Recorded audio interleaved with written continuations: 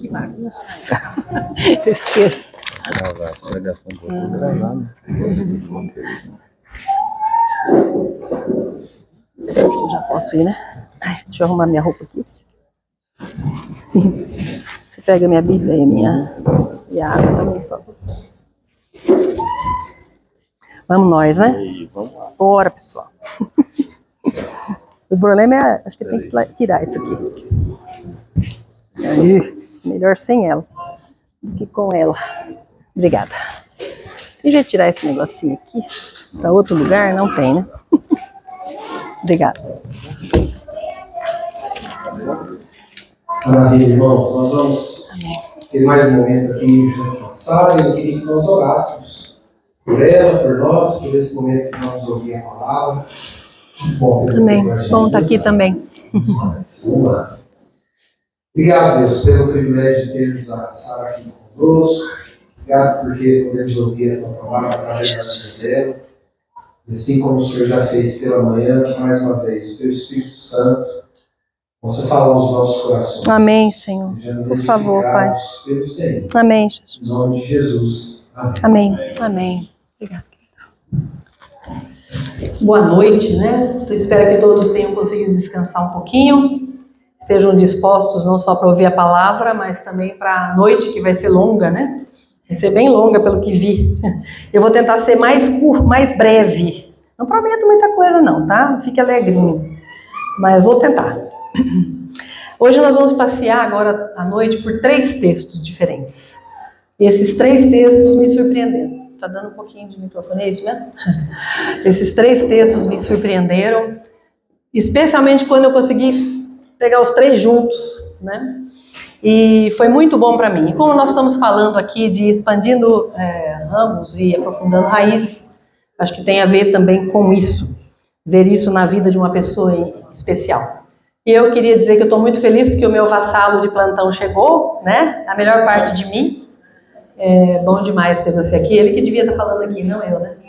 Mas que bom ter você aqui, meu amor. Ele tem sido uma bênção. Falo que depois de 42 anos de casado, quase 43, eu descobri uma nova qualidade dele. É um ótimo enfermeiro. Cozinheiro ele sempre foi bom, mas está aprimorando ainda mais. Tem cuidado de mim, chega até a exagerar. E tem sido interessante a essa altura do campeonato descobrir algo novo de alguém que você pensa que já conhece tudo, né? Então tem sido uma surpresa boa para mim. Obrigado, meu amor. Vamos abrir primeiro em Salmo. É um livro, é um texto muito conhecido, o primeiro Salmo. Nós não vamos lê-lo todo, que está falando sobre o homem, né, que anda da maneira correta, que ama a palavra de Deus e medita nela. E aí diz que esse tipo de homem ou de mulher, eu estou falando muito perto do microfone? Não? Tá tudo certo? Diz lá no versículo 3. Acharam? Salmo 1, verso 3. Diz que ele é como a árvore plantada junto à corrente de águas, que no devido tempo dá o seu fruto e cuja folhagem não murcha, e tudo quanto ele faz será bem sucedido. Que texto lindo! E ele me surpreendeu, sabe por quê? Porque eu sempre pensava assim, essa pessoa, ela é uma árvore plantada junto à corrente de águas. Mas não é isso que o texto está dizendo, ela é como uma árvore.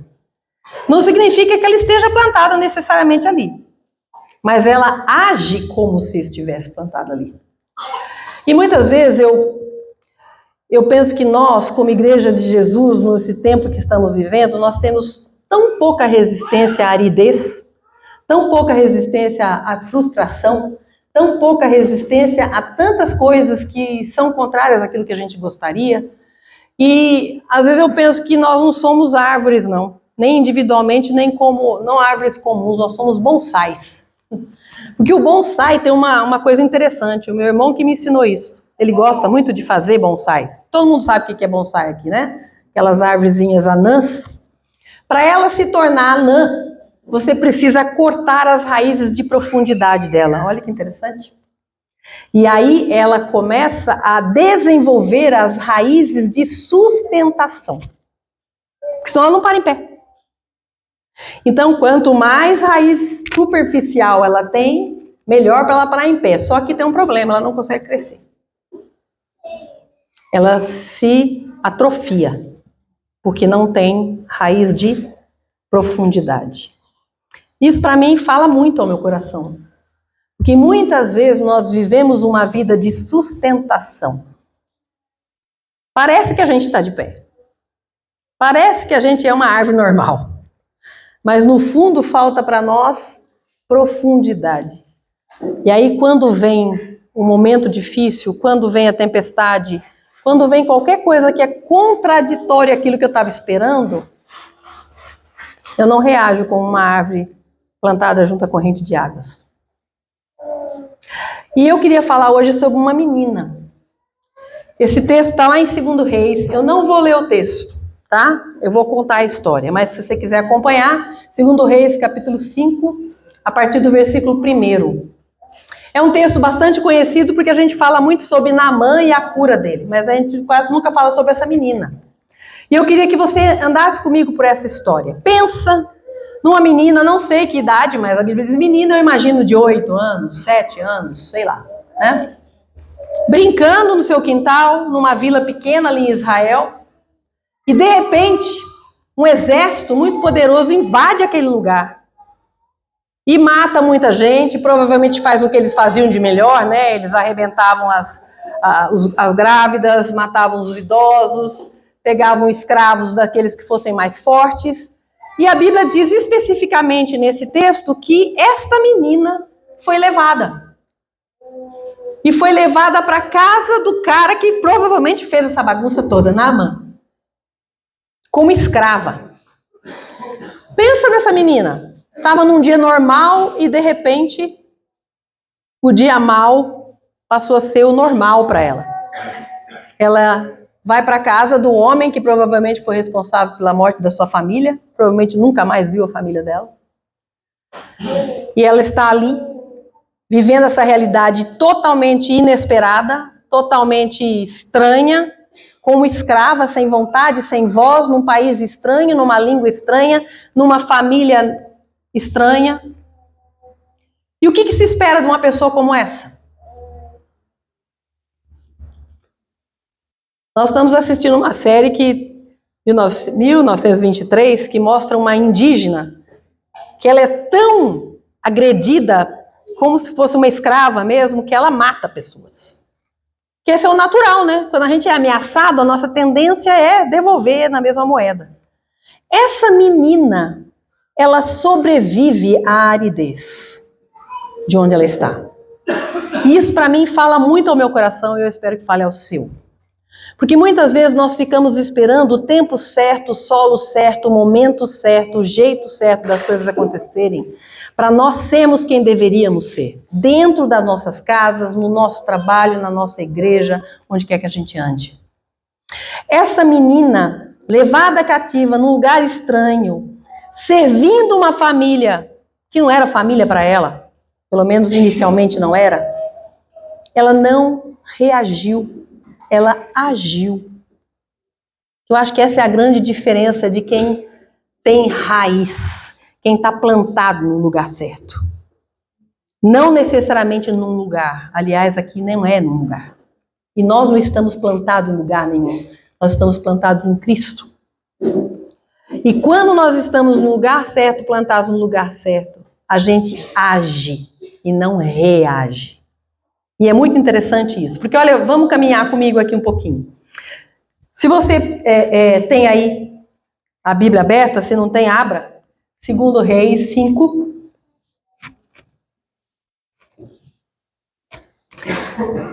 A primeira coisa que eu vejo aqui nessa menina é que ela tinha uma perspectiva da vida diferente do que ela deveria ter. A perspectiva de vida dela deveria ser de autopiedade, ou de revolta, ou de rebeldia. Mas essa menina tinha um amor a Deus, que não está dito aqui de uma maneira muito direta, mas indiretamente está dito. Lá, primeiro a gente vê o seguinte.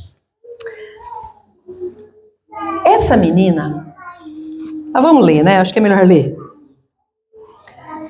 Diz o seguinte, lá no versículo 3, porque fala que Naamã era um homem incrivelmente poderoso na Síria, era um homem destacado na sua profissão, mas ele tinha um problema muito sério. Vocês sabem qual é?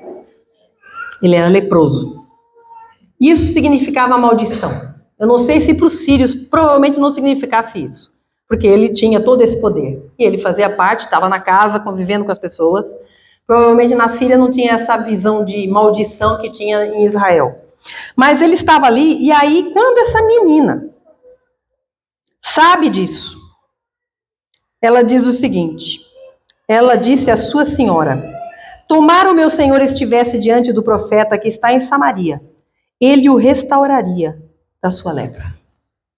Não faz sentido isso aqui. Eu quero que o homem que provavelmente arrebentou a minha vida, a minha família, me fez de escrava, encontre cura? Isso é contra a cultura, gente. Isso não existe. E ela era uma menina, né? Aqui, na verdade, eu não acho que ela era menina mais não, já tinha passado um tempo. Ela já tinha conquistado o direito de ser ouvida. É outra coisa que é incrível aqui. Ela era uma escrava. Não é? Como é que ela vai para a senhora dela e fala, ó, leva o teu marido lá para o meu país, que lá tem um homem que vai curar. Mas se fosse só isso, por isso que eu vejo que Deus estava caminhando com essa menina numa perspectiva impressionante. Ela não só ganhou o direito de ser ouvida, ela fazia a cama de um leproso todos os dias, gente. Lavava a roupa provavelmente dele, convivia com ele, conversava com ele. Isso para uma judia era complicado demais. E no versículo 2, a gente ouve falar que é uma menina elevada. Mas quando Naamã vai falar com o rei, ele fala uma jovem. Provavelmente já tinha passado um tempo que ela estava ali. E eu não acredito que ela tenha saído dali, não. Ela tenha vivido o resto da vida dela ali. E a despeito disso, do tempo passar, dela ter que aprender a língua, ter que se adaptar, ter que fazer essas coisas que não são próprias da sua cultura, ela tem compaixão desse homem. Agora, o mais incrível é que eu sei que Deus estava com ela. Sabe por que eu sei que Deus estava com ela? E você vai concordar comigo, espero. Ela convenceu a sua senhora, convenceu ao seu senhor Naamã, convenceu 2 reis e um profeta. Todo esse povo aí foi deslocado de alguma maneira por causa do que ela disse. E quando Deus usa uma pessoa, a coisa vai muito além dela. Tenho certeza que quando ela falou isso para a senhora dela, ela não imaginava que o negócio ia tomar uma proporção imensa. Se você ler lá, Naamã vai falar com o rei escreve uma carta, o rei da Síria escreve uma carta para o rei de Israel, dizendo, olha, estou mandando aí meu comandante, o melhor homem que eu tenho aqui do exército, você disse que pode curar, cura. Aí o rei de Israel arregaçou a roupa toda, arrancou os cabelos. Esse cara tá querendo brigar comigo. Como assim que eu vou curar a lepra do cara? Como eu nem gosto desse negócio de lepra, não manda esse homem pra cá, não. E a Bíblia diz que Eliseu ouviu essa história e falou, escuta, cara, manda esse homem pra mim pra você saber que tem profeta e tem Deus aqui nesse país. Mas tudo isso começou com uma menina insignificante, vivendo dias maus, dias estranhos, aridez. Ela não tinha por que florescer, não tinha por que dar ramo, não tinha por que aprofundar raiz, ela não tinha razão. Ela tinha razão para amargura, todos nós concordaríamos com ela aqui. Mas não é o que acontece. E o que é mais impressionante, ela se manteve fiel a Deus, mesmo distante da sua família, que provavelmente ensinou para ela isso, ela continuava entendendo que Deus era Deus, e ela estava no meio idólatra, politeísta, ela continuou firme, e aqui eu quero fazer um parênteses e uma pausa para os pais. Não deixe de ensinar os seus filhos, não interessa a idade que eles têm. Fale da palavra. Testemunho do que Deus tem feito na sua história. Uma das coisas que eu acho mais linda em Moisés, Moisés passa, é escravo, passa por Faraó, passa por palácio, vai para o deserto por 40 anos.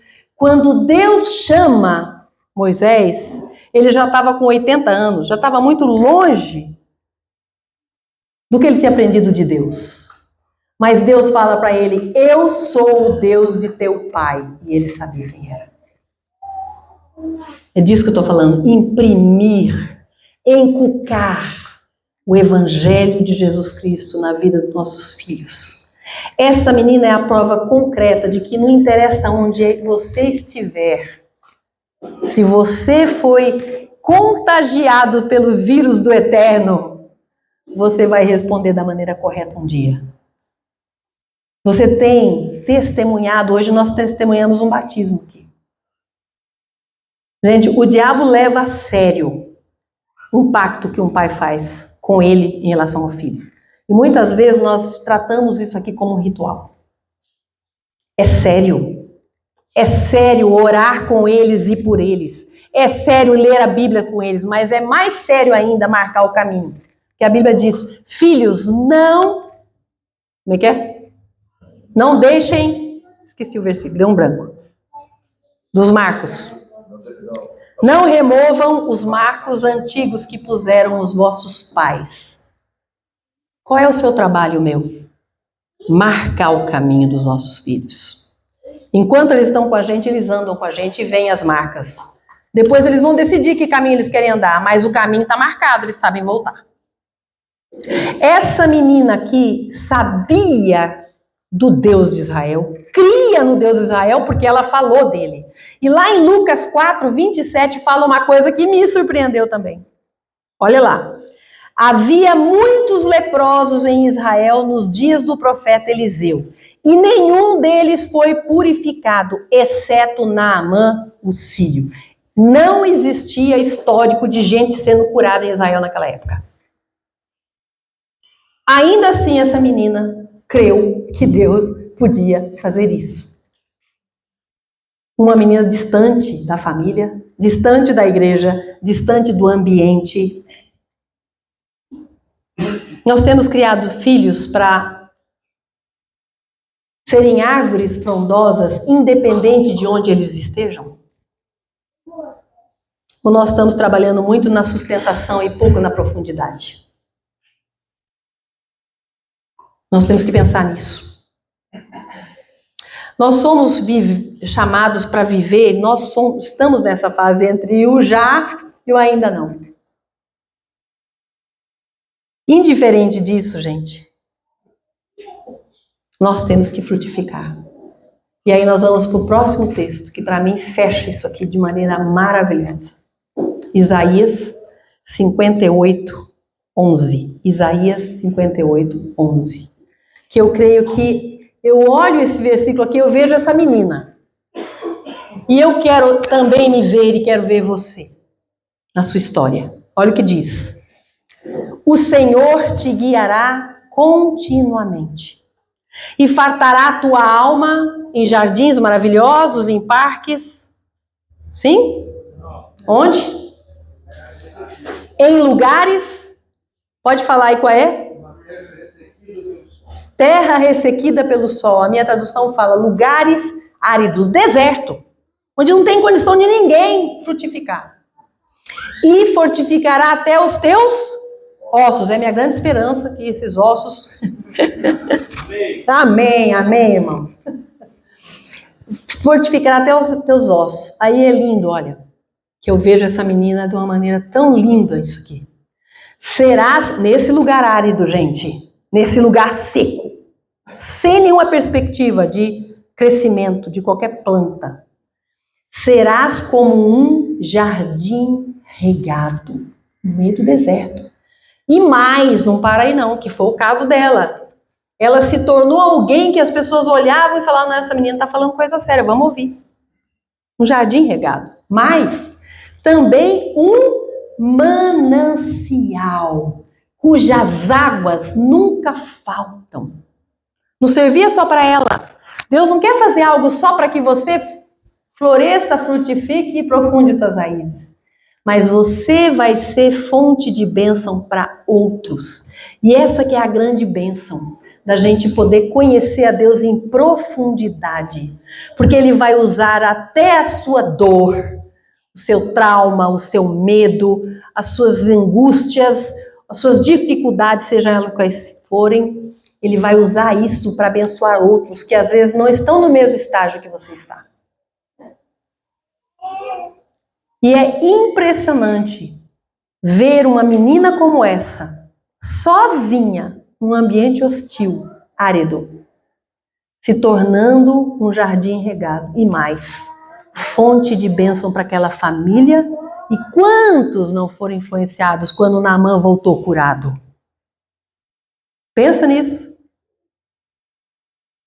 Os homens que foram com ele, que viram ele mergulhar no rio e sair, a Bíblia diz, com pele de bebê. Olha aí, tanta gente fazendo plástica, botox, é só ir lá no Jordão, baixar 7 vezes.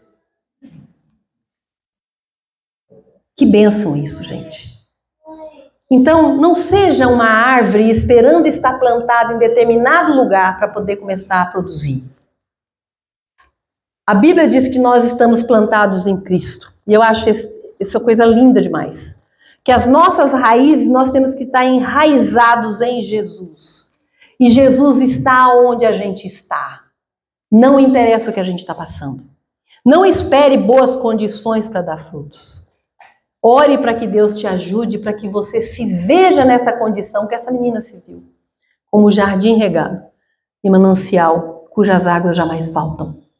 Porque assim você vai poder dizer, eu sou como uma árvore plantada junto a ribeiro de águas. Eu não estou lá, mas eu sou. E aí diz que não falta folhagem, não falta fruto, não falta o bem-suceder no que faz. Ainda que talvez você seja uma escrava, como essa menina. Vamos orar? Queria que você orasse por você. O que será que tem sido hoje a sua aridez? O seu momento de aridez, o seu lugar de aridez? E que talvez tenha sido uma boa desculpa para você não ser quem deveria ser. Esse jardim regado, essa fonte. Porque muitas vezes nós estamos tão em volta de nós mesmos, tão dentro do nosso próprio umbigo, que a gente não consegue entender que até as nossas deficiências, até os nossos sofrimentos podem se tornar em joias preciosas na mão do Senhor, para fazer muito mais do que a gente pensa, conforme o poder dele que opera em nós. Vamos orar? Senhor, nos ajuda, Pai, a estarmos enraizados no Senhor. Nos ajuda a não nos contentarmos com menos do que sermos jardim regado e fonte de bênção para outros, independente do que estejamos vivendo, dentro e fora das nossas casas, dentro do nosso coração, as nossas lutas internas. Ajuda-nos, Pai, a não nos contentarmos a viver como bonsais, só nos sustentando em pé. Não, Pai, dá-nos profundidade em Ti, Senhor. E muito obrigado por causa dessa menina. Nós não sabemos o nome dela, a idade dela, nós não sabemos o histórico dela. Mas o Senhor colocou nesses textos o suficiente para que nós estivéssemos aqui hoje dando graças a Deus por essa vida. Essa vida que agiu, que amou o Senhor, que amou gente que não era amável, a gente que não podia ser amada por ela. Ela amou, ela cuidou e ela deu fruto. E ela abençoou. Louvado seja o teu nome por essa vida. E que a nossa vida seja assim também. Para que a nossa história não seja só nossa, como a história dessa menina não é só dela. Agora é do Senhor. Nas tuas mãos tem dado fruto por tantos e tantos séculos. Que a nossa vida seja assim também, que vá além de nós. Porque gente plantada no Senhor vai além. A nossa vida não é nossa. Nos ajuda, Senhor, a sairmos dos nossos próprios pequenos desertos, que muitas vezes nos seguram, nos ressecam a alma, nos impede de caminhar, às vezes nos faz até invejar o jardim do outro. Nos ajuda, Pai. Tem misericórdia. Em nome de Jesus. Amém. Amém.